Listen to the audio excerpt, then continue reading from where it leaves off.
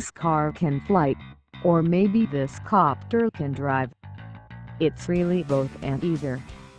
The heart of the Pop.Up is a passenger capsule that can be attached to either the ground module, a skateboard-style electric car platform, or the air module, a drone-like flying contraption.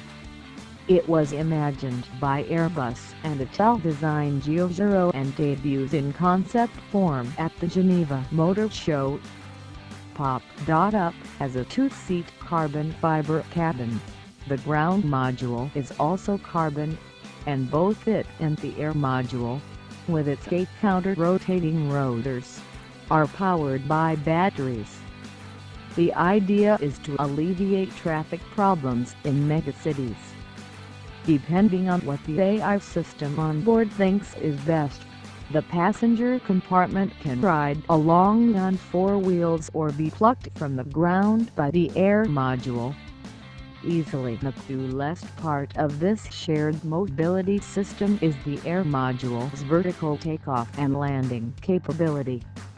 The companies say this is their way of taking advantage of the third dimension, and here we thought we were already living in 3D. Because this is really just a conceptual